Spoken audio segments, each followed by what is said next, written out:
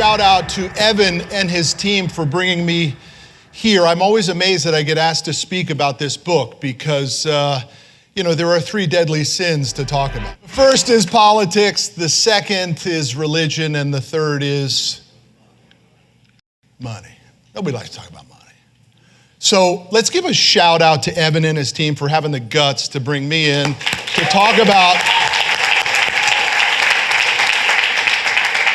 something about money. But I thought I'd start with something to relate it. I'm married 20 years, been together 22 years with my wife, Rocky. I call her the rocker. She's 5'2", Spitfire redhead, and pushes my ass every day. So I thought I'd just share Rocky's text to me so that you don't think that the money issue ever goes away, all right? Have a great speech. Love you. I reply, love you, baby. I'm obsessed with my kitchen. It's happening. Her reply to me is, boys need teeth cleaned. Making appointments for them today. Love you. Then she hits me again. Love you. Getting my kitchen done. Don't worry. It will all be fine.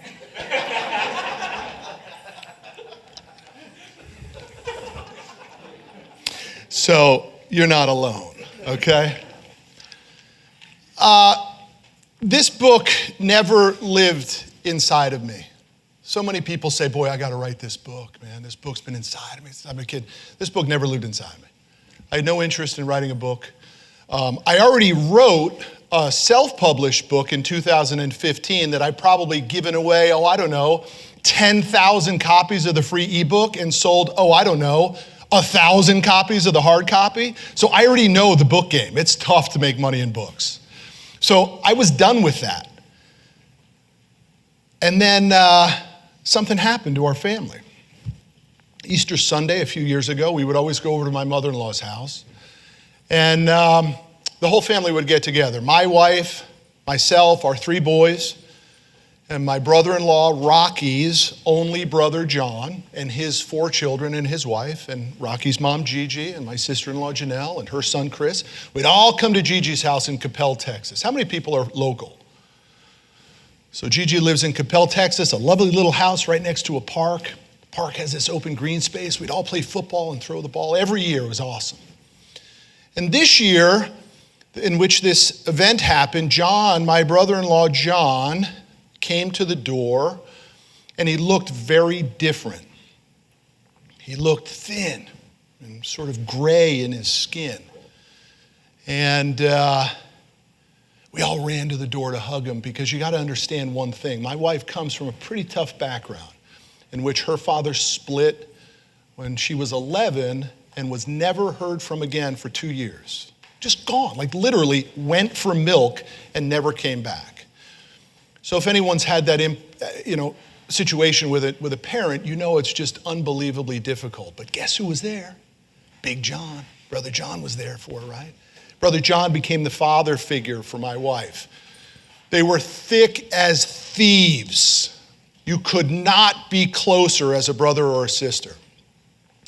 And Gigi and John and Rocky's sister Janelle worshiped the ground that this guy walked on. Protected him through all his ups and downs and his goods and his bads. Boy, they would have just dropped gloves and fought for John. So when I saw John, I gave him a hug. I said, hey man, how you doing? I said, wow, you look like you lost some weight. And he's like, yeah, I lost like 5 pounds. And I'm like, dude, you lost more than 5 pounds. I'm saying this to myself. Came to eat. Gigi puts out the big spread. I start taking it down, right? Johnny starts taking it down too. Normally he would. In this situation, he didn't. Didn't even touch the plate. He and I went to the couch, started watching a ball game. He passes out, cold, just out. About 10, 15 minutes later, he wakes up, he grabs this arm. He looks at me with this look of terror in his eyes. And he says, man, I haven't felt like a shit in months, but I'm going to the doctor in the morning. I'll get it checked out. And that should have been that. My brother-in-law, John, should have just gone to the doctor that next morning, got the old steroid shot, went back to the dealership the next day. But it didn't go like that for us. John was diagnosed immediately with stage 4 cancer. And at age 46, with a wife and 4 kids, right to the emergency room he went. So I want you all to take just a second, and I want you to think about if a story like that has happened in your life. Just take 10 seconds. The impact of cancer and what it's doing to our families. If you've had that happen, you know what it's like. It's just a shot to the gut.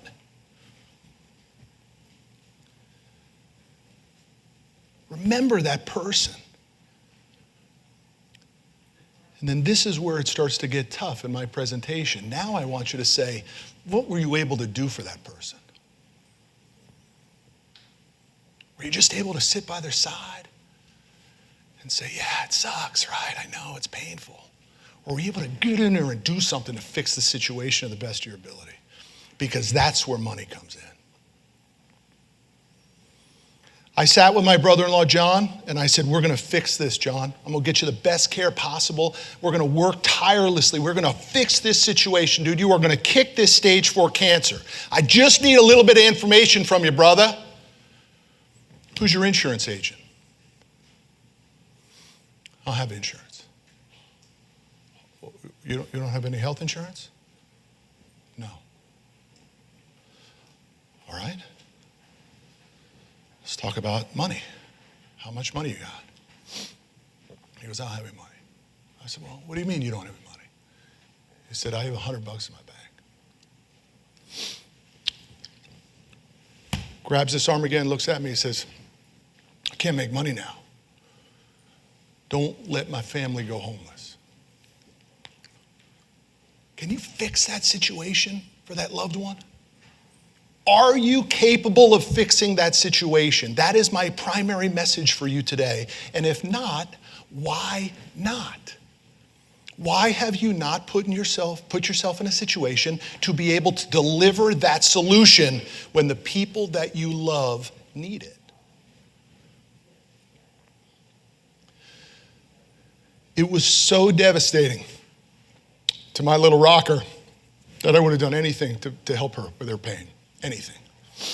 We covered all John's bills, everything. I took that burden off his shoulders. By the way, I do talk about this in the book, and it is hard to believe. My brother-in-law, John, was so handsome and such a charmer that he had charmed his landlord to being 10 months behind on the rent in his house. And I know you find that hard to believe. You're like, no freaking way.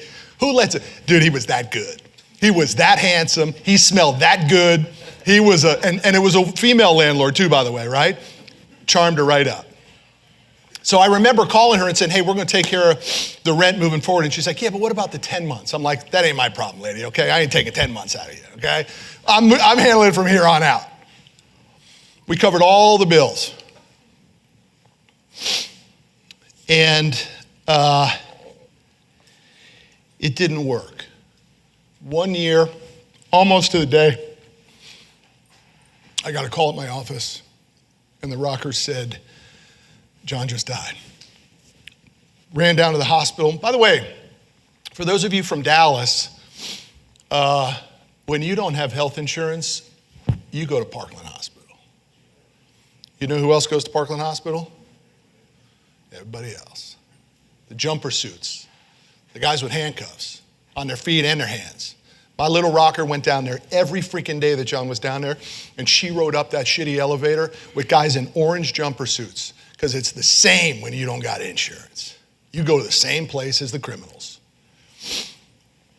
I went down to that hospital, and I saw it. Does anybody raise your hand if you've seen what I'm about to tell you, when you've seen literally 20 minutes after someone has taken their last breath? Have you seen that? You seen that, my friend? You seen the screaming, the yelling, the crying, people freaking out, like heads exploding, can't understand out-of-body experiences. Dude, I saw it with my mother-in-law. I saw it with John's daughter. John's son crawled into the bed with him, wouldn't let him go, holding him.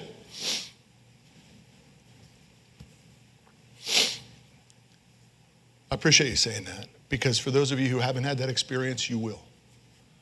It will happen to you at a certain point in time in your life. We can't get away from this thing called cancer, and we can't get away from this thing, which is Good people have bad shit happen to them. They get taken from us too early. The only way we justify it is he was so great. The man upstairs said, I'm ready for you. I'm taking you now. I need you. How else can you justify this situation? 46 years old, worked his ass off for 25 years, beautiful wife, 4 gorgeous children, and he dies at 46 of cancer with no health insurance, no life insurance, and $100 in the bank. So I wrote a story, just a little couple page story about what happened. And the story got picked up by a publisher in New York called Penguin, and they said, we'd like to turn it into a book. And I said, well, I've already been down the book road. And they said, well, this will be different. We'll pay you a big advance. And I said, okay, I'll take that advance. And I'll write that book. And I did.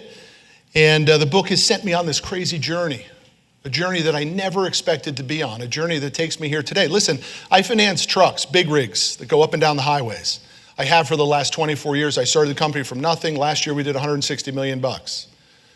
I didn't need to be hawking books for $2.50, okay? I could have not done it. Maybe shouldn't have done it. But when Evan asked me to come to a thing called Obsessed, I said, well, I dig that term. If you signed up for something called Obsessed, you got to have a little bit of a screw loose. You're looking for something, right? And I'd like to give it to you today. So I'm going to walk you through a couple things. This is the data that exists in America. $59,039 is the average annual household income for a family of 4 in America. I didn't know that until I wrote this book and did the research for this book. I didn't know most of the stuff that I'm about to show you. If you take $59,000, I went to cooking school for college, by the way, so just give me a little bit of pass on the math here, okay? I'm gonna round this up to 60,000, okay? And I'm gonna apply the tax rate for someone in this income bracket at 20%. The guys from Frost may be able to nail that a little bit closer, but I'm just gonna do 60,000 minus 20%, it's 12,000 bucks, it takes us to $48,000. Does everybody follow that math? That's cooking school math, okay? You divide that by 12, it translates to how much? You are the first winner of a You Need More Money book, sir. Congratulations. Well done. You're left with $4,000 a month. Let's talk about how much it costs to live. Could we all agree, by the way, the average mortgage in America is about $227,000. So you guys can figure out what the average is in your local area, but odds are it's more than $227,000. So let's just say it's 2 G's a month to live. House, mortgage, insurance, okay? So we were at 4,000, we're now at 2,000. Everybody got me? Now we gotta drive, we gotta insure, we gotta fuel, we gotta food, we gotta tutor, we gotta clothe. Can we just do the quick math and see what we're left with? What are we left with? Zero. Is that legit? Can we basically say that the average family of 4 in America making $6,000 a year have no ability to put any money away? Fair, right? This is where my conversation gets difficult. Where are you in this? Somebody in this room ain't making 60 G's. I just laid out your life for you. But let's look at it on the macro scale. This is the average, this is the median, not the average. It is the median net worth in America by age. Okay, so let's go to the high side. Grandma and grandpa going to Tuscany in the summertime, first class. No, they're not. Grandma's gonna be at every grandchild's game. No, she's not. Grandma's at home scared to death. I don't have enough money. Where did my earning power go? Okay, forget about grandma. Just move yourself up. I know you're all finding your age bracket right now. You're all doing it. And in a couple minutes, I'm gonna give you a net worth test. And I guarantee you all gonna be like this. Like, don't let him see me. Right? Right? And if I didn't do the net worth test at the lunch thing, you'd all be telling your fancy stories about how good you're doing, right? How you're killing it, how unbelievable. And that's what happens at these events, right? Especially at the bar at night. Everybody's having a record year. Really? Until you write down your net worth test. Okay? So we're going to start with our net worth test. This is the numbers that they look like. It ain't pretty. By the way, this is the median. It's important that we show the median. If we showed the average, you would be incorporating Bill Gates and Bezos and the homeless, right? And what would happen to that? You'd actually end up with a higher number. This is a more realistic number of where America really sits for an average net worth by age. The average Social Security benefit is a huge lie. It's $1,366 a month. My mother, who I love deeply to death, lives on $970 a month in Social Security, and my mother-in-law, Gigi, who I told you that cooks the big spreads on Easter, has to save up for it because she makes $1,700 a month. Neither of them have an ounce of savings. But they got Matt, and Matt don't mind.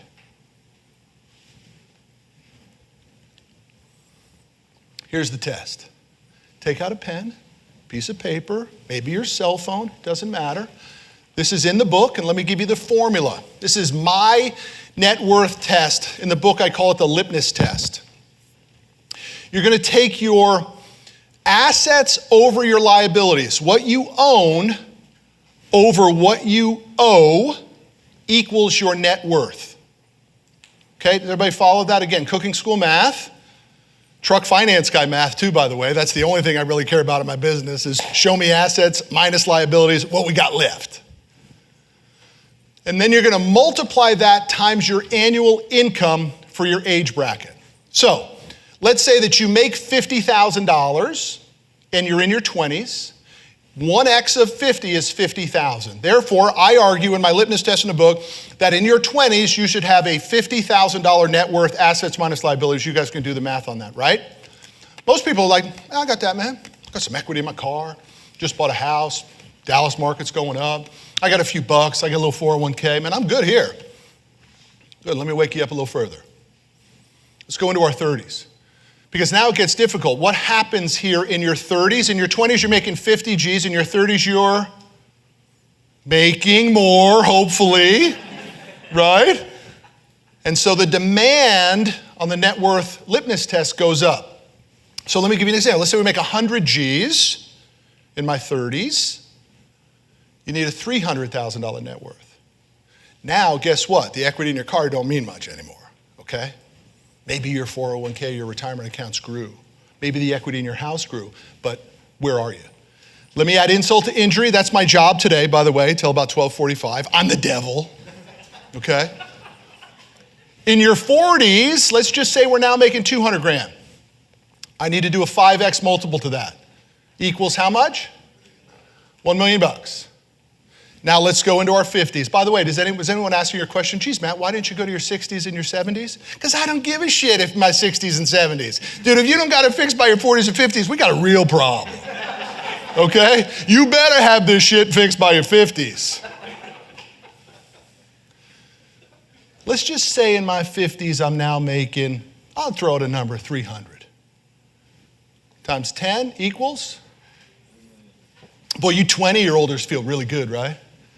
And some of you 50-year-olders, I'm 50 by the way, some of you are like, dang, that hurt. That's my job. That's the purpose of the book, right? The book is broken up into two parts. The first is the wake-up call. The second is the roadmap, and I'm going to give you a version of the roadmap. Evan said, please teach, don't preach. So I said, okay, I'm going to break out what I call 9 ups from the book, and I'm going to give them to you today. And of course, I need more money to pay for this kitchen that the rocker just texted me on this morning. So go buy the damn book for 20 bucks, would you? Here's how it plays out. This is the real deal. This is Matt's formula. Life begins at $150,000 a year in annual income. Life gets better at $250,000. Life gets real good at $500,000. Period. You can argue all you want. And if you argue with me on these numbers, the only thing I know is how much money you make. Because anybody who earns this income knows exactly what I'm talking about. Life begins at $150,000. I get a little bit of breathing room. I can just kind of feel it a little bit happening. It's not too bad. We're going on a nice vacation. And 500, you're like, man, I can see roadmap. I can see big stuff. Because you can get to 500, you can get to $1 million. $500 is a game-changing annual income. I don't care where you live. I don't care whether you live in San Francisco or Los Angeles or Frisco, Texas. It doesn't matter. It's good money. You can do just fine, right? But here's what we're up against when it comes to making our money situation work. I believe, argued in the book, there are three types of mindsets. The first is the blamers. I hit the ejection button on blamers in my life. I spend zero time with blamers. If you bitch and moan about who's in the White House, I don't return your fucking phone call, okay? Dude, I don't got time for your ass. All right? And neither should you guys. If you're surrounding yourself with blamers, it's my boss, it's the economy, it's the White House, it's this, it's that, just hit the ejection button. Get away from those people. I love hanging out with the dreamers. These guys are my peeps. One day, baby, when I win that lottery, I'm gonna get her that house when I get that lottery check. I love hanging out with dreamers. These people are fun at the cocktail party. But you sure as hell ain't gonna take money advice from them, right? I mean, this is your Uncle Bob, right? Your Uncle Bob drives around the old neighborhood and he says, man, look at that corner lot. Could you imagine if I had bought that corner lot just 20 years ago? You imagine what it would be worth today? We all got one of those Uncle Bobs, right? Hell, I've been Uncle Bob. And then we move to the game facers, and this is described in the book as winners find a way to win. You just set the goal and you achieve.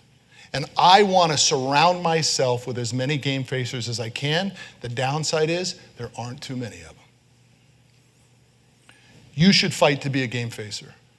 The person that says, I don't care what the obstacle is, I don't care what the data tells me, I don't care where I come from, I only give a shit about where I'm going, because I'm going to get there.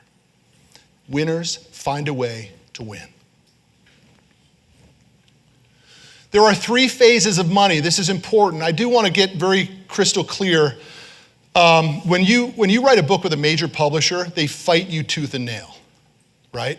They paid you the advance and they think they own your ass. Well, that doesn't work very well for a guy like me, okay? I've been in business for myself 24 years. Ain't nobody owned my ass, okay? Except for the rocker. The rocker's got it tight. And I'll give it to her, it's all right. They don't like this stuff. That 150, 250, 500 was in the manuscript. They made me take it out of the book. So the only time you hear that opinion of mine is when I give a speech or videos. It is not in the book. They thought it would alienate too many average American people. So they took it out, okay? This I fought them on because I said, this is the roadmap. This is the way it plays out. There are three phases of money. The first phase is your ass is broke and it's fine. See, if you're broke, you think there's something wrong with you. There is nothing wrong with you. It's fine to be broke for a specific period of time. Every successful person you know, and let's be straight about it, most of us don't know people that were born into money. We know a lot of people that started from nothing. My friend Victor was saying he came from dirt. Baby, I know what that feels like. There ain't nothing wrong coming from dirt, as long as you don't stay there. I define broke in the book as not having 50,000 liquid cash. Now, why did I take the step to define that, to take criticism for it? To some rich people say, are you crazy? That's way too low. And some people that don't have any money to say, dude, I'll never get 50,000 because you need a roadmap. That's what the book tries to do. It tries to give you a roadmap, a structural roadmap that I have used in my life to, I hate to even say the word rich because I feel like rich is continuing to move constantly, right? And I also define rich differently now than I did even when I wrote the book. And that's probably because I got 3 boys and my oldest is about to be a senior in college and I ain't gonna see Johnny Boy's red Raptor in front of my house anymore and it's gonna break my fucking heart. So what's rich? How much good time did I spend with that kid, man? Did I fish enough with him? Did we wakeboard enough? Did I go on enough trips, man? Did I feed into him enough? That's a version of rich for me. And I can't be audacious enough to tell you what a version of rich is. You got to figure that out. I have a client. 6 months out of the year, he drives a big rig, and 6 months out of the year, he surfs in Costa Rica. That some bitch is rich. He leads a great life, all right? This is up to $50,000. If you have less than $50,000 liquid cash, in my definition of the book, your ass is broke. Don't be afraid of it. Just be real with it. It is what it is. Accumulation is the most powerful segment of the phase of money. I want you to start telling people, I'm in accumulation mode. I can't go to the steakhouse. Now listen, I'm not talking Dave Ramsey shit, rice and beans and rice, dude. Don't do that. I'm just telling you. And there's a story in the book about Bob's Chop House, in which I used to go there with friends and people. You read the book, sir? Is that why you're shaking your head? Or you just know Bob's? Come on, man, bust out that credit card, $20. Let's go, knock that thing out, all right? Come on, man. Come on, man, let's get that done. This is a powerful statement when you start telling your friends, I'm in accumulation mode. Because they're gonna say, what are you talking about? What do you mean? Dude, I'm stacking and racking cash. I'm tired of this. I got to get myself closer to this. I'm done with this lifestyle and this mindset. I'm stacking and racking cash. Baby, we ain't going. Okay? I'm not doing the $20,000 vacation. You know what we're going to do? We're going to rent a cabin someplace. Your kids don't give a shit whether you're parasailing or you're fishing in a cabin in Oklahoma. Trust me, they don't care. They're both great because what they want is your time. Now, if you're raising kids that do care about that, hey, Dad, we're not at the Atlantis this year. What's going on? That's your problem, y'all. You guys got to work that out. In the book, I argue that this number moves to $5 million in net worth. The reason I argue it is because I believe you can get a 5% annual return on $5 million. It throws off $250,000 cash per year, and I believe most people can live pretty good on $250,000. That's my argument in the book. When it comes to rich, I have to stay away from a dollar amount because I don't want to be audacious enough to tell another person what rich is. I gave you the example of my client, 6 months driving, 6 months surfing, loves his life, okay? I also couldn't be audacious enough to define it because I know that bad stuff happens to good people, and I can't determine what happened in your life. Maybe you had a child that got hurt, and the child was on their deathbed, and they flatline, and they bring them back, right? But they're not the same child. But you got your child. You might be incredibly rich in that situation, right? And I would never be audacious enough to define what rich is. You do, though. You need to work on this. What is rich? But I am crystal clear on these two. Broke is less than 50 G's in your liquid cash bank account, and accumulation runs to the 50 G's to $5 million. That's just the way I see it. You guys could stop sooner if you want, but why? Why not you as the person that can drop in and help that family member with whatever their bills are? Why not you? Why does it have to be the other uncle or the cousin? Or in most of our situations, nobody. This is the biggest danger zone under the mindset. It's what I call hashtag false positive. This is where you believe you're actually doing better than you really are. The pink slips don't come in the mailbox anymore, right? You can actually go on that vacation. Your wife's like, baby, it's just one more deal. Now go close it. We got the boat. It's okay, right? This is a dangerous place. And most people spend a lot of time here, where they begin to justify that I have enough, right? It's like this, for the guys in the room, you're way behind on her birthday or the anniversary or Valentine's Day or Christmas. You're like, man, I didn't get her anything. I'll just get her the $2,000 purse. Yeah. Damn straight. I got a closet full of them, dude. Boy, if I had planned better, I could have gotten out for $5, right? This is a dangerous place. It's where you begin to think you're doing better than you are. You begin to pull your hand off the throttle. You begin to justify your behavior both on a spending and lack of earning standpoint, and it can go on for a long time. But you know what stops false positive? 2 planes hitting skyscrapers. China coming in and changing regulation. Your primary decision maker gets fired and the new decision maker brings in their own people and you lose the account. That'll wake your ass up out of false positive real quick. Also, a health impact can do it too. So be cognizant of whether or not you are living in what I call hashtag false positive, where you think you're doing better than you really are financially. Incredibly dangerous place. So I told you I was going to give you the roadmaps. A roadmap. This book, by the way, just as a reminder, it is broken up into two sections. The first section is what I call the wake-up call, which is all the data and the other stuff we talked about. And the second is the roadmap. So I've summed up the roadmap in what I call 9 ups. And here they are as we finish today. The first is to core value up. And I know that Judge talked about it and Cody talked about it as well. This version of core values. A lot of people talk about their why. I know it's a big topic. Listen, I'm not interested in my why, right? In fact, I say dump the why and go get your piece of the pie. Way too many people are focused on what's my why, what's my purpose. Dude, you need money. Trust me, I'm much deeper connected to my core values now that I got bucks than when I didn't. You need to spend time figuring out what do you stand for. I have 3 core values.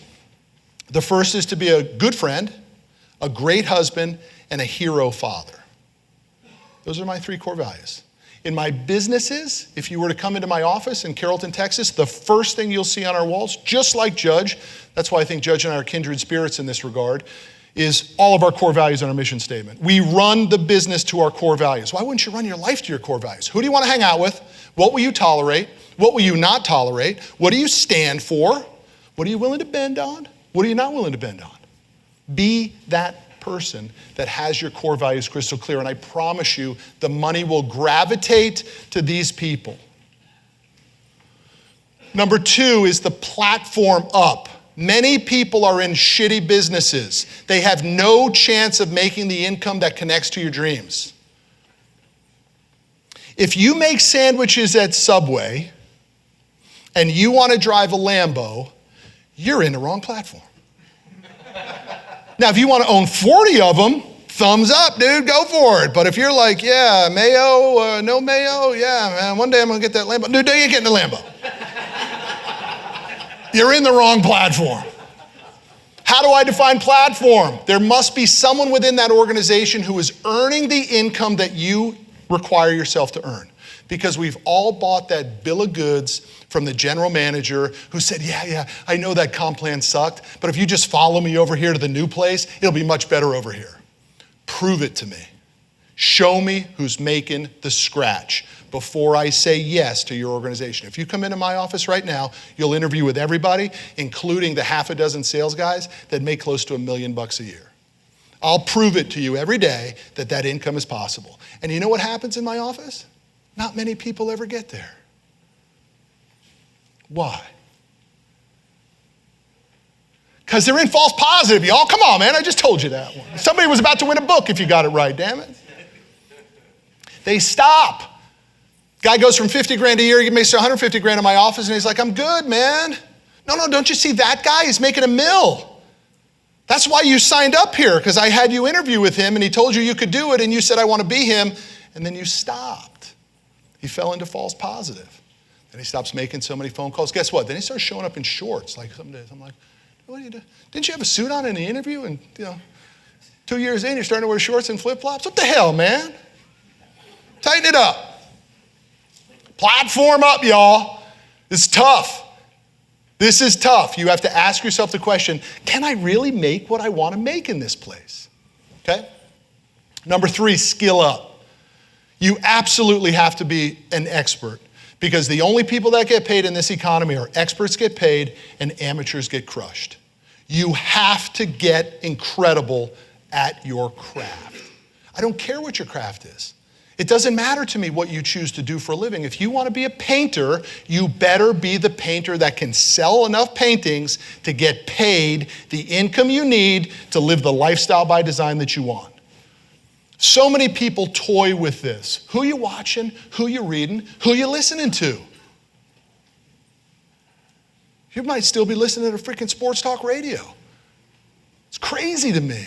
Who you watching, who you listening to, and who you reading matters. Number 4, you got to earn up. You got to make more dough. Don't fight yourself about it. Don't beat yourself about it. Just come to the realization, dude, I got to make more money.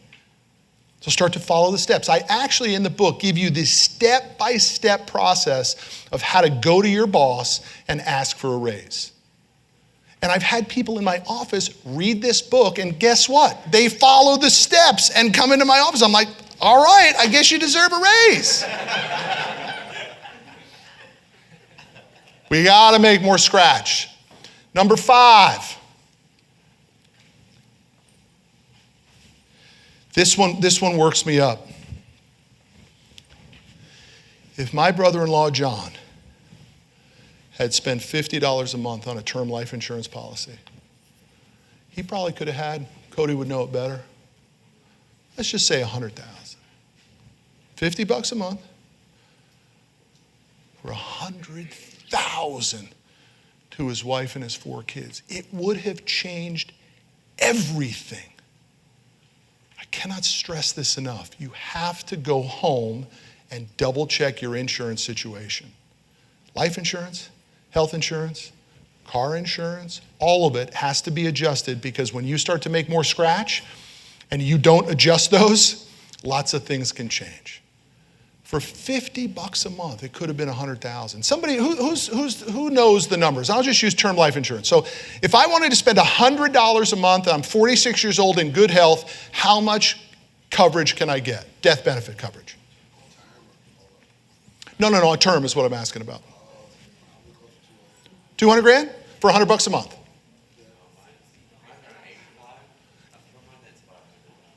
So $85 a month is $500,000 death benefit, and 20 or 30 year term. Yeah, got it. Good call. But listen, and guys, I'm grateful for you guys having that banter and discussion, because I'm telling you, that may be more of an insurance discussion than some people in this room have had yet in their lives. And I'm here to beg you, when you leave this room today from Obsessed, Google term life insurance in your city and go buy as much as you can afford. Now, you want to go talk to an insurance guy and go to Universal a hole? Knock yourself out. I'm just talking about buying some form of insurance, because insurance hedges your brokenness. Let me ask you a question. You're broke, your spouse knows you're broke, your kids know you're broke, your family knows you're broke, you know you're broke, and life ain't so good. And for $50 a month, you buy a $100,000 term life insurance policy, and you go home to your spouse and you say, baby, I just took care of our family in one aspect. I know I'm behind in other areas. I know I'm not there yet. I know I'm a diamond still looking to be shined, right? I used to say that to the rocker all the time. She would say, you're so much bigger than your business. One day you're going to realize it, right?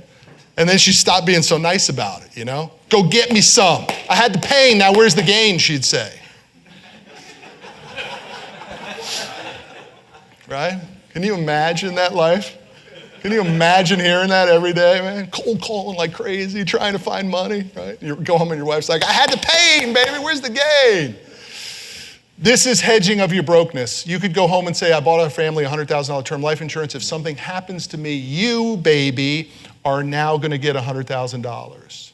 And that might make for a special night for you, okay? That's a big deal, you guys. Insurance up. Let's move on. Reserve up. I want you guys immediately to go back and set up 2 bank accounts. The first is your operating account. It's where your paycheck goes into. Whether you're an employee or an employer, it doesn't matter. Where does your check go into? That's your operating account. All your bills get paid out of that. Every other nickel that you can afford, in the book I give you budgeting requirements, all this sort of stuff, you move over to your reserve account. Now let me give you a perfect example of the reserve account. My reserve account is in a 2-branch bank here in Texas. They are closed on Saturdays and Sundays, and they are only open from 9 to 5. I have no check writing capabilities. I have no debit card. I have no credit card on it. If I want my money, I gotta drive to the freaking bank, get out, walk in and see Jenny behind the counter. Fill out the check, the thing, and get my money.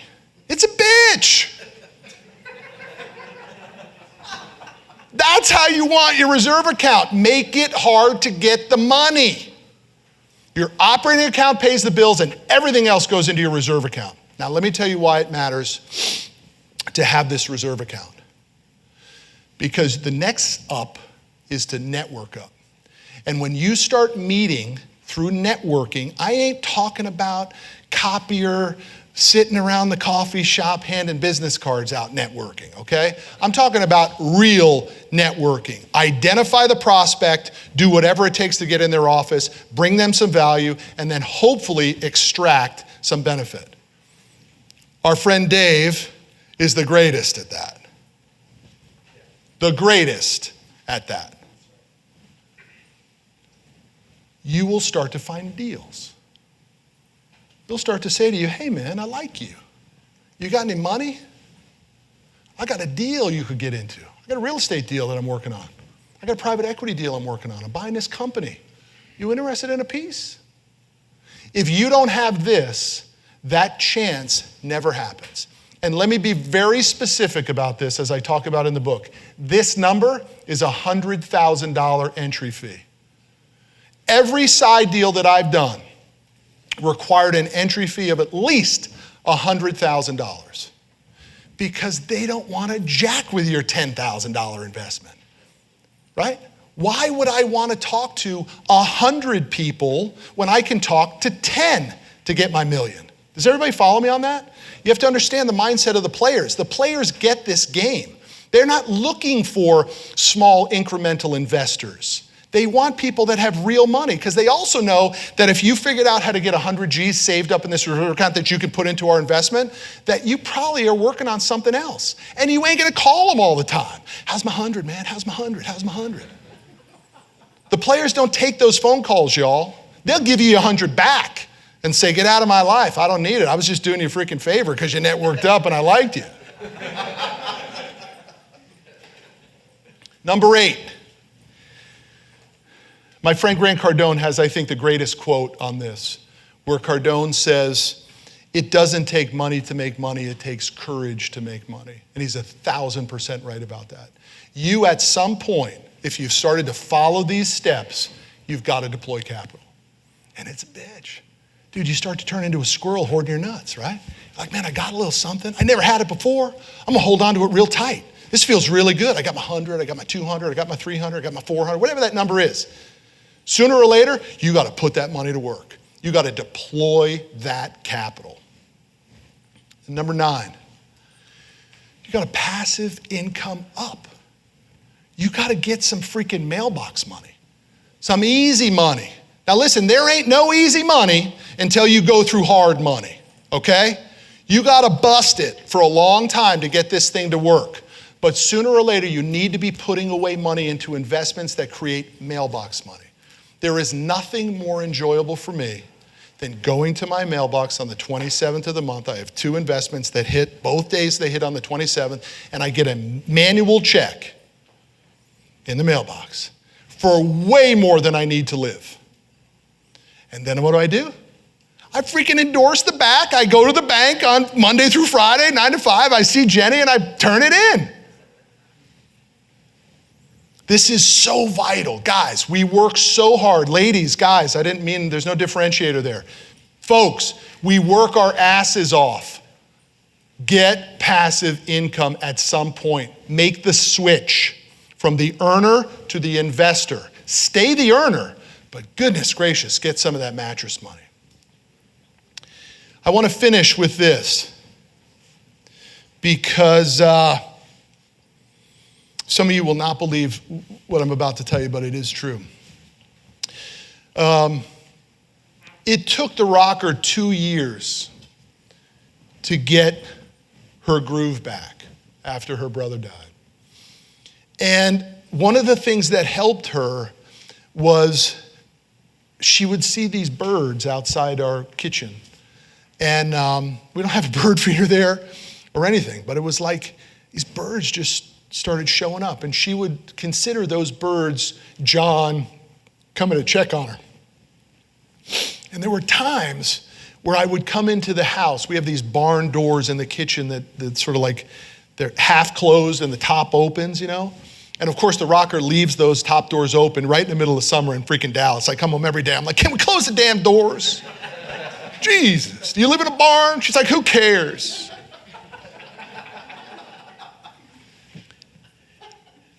And a bird would be in the house, sitting on this piece of furniture. I'd walk right in, there's that piece of furniture, there's that bird. And the rocker would just be sitting there at the table looking at that bird. I wouldn't say a word. I would just let her have that moment where that bird was all she needed to stay close with her brother, right? And for as many miles as I have flown, twice I have been in airports only when I'm with the rocker. For all the other times I've flown, I've never seen it happen. But twice with the rocker, we'll be sitting waiting for a flight, and a bird will fly in and sit right next to her. So you make your own decision of whether or not that's John checking in on her or not. But I'm sure as hell not going to tell the rocker it's not.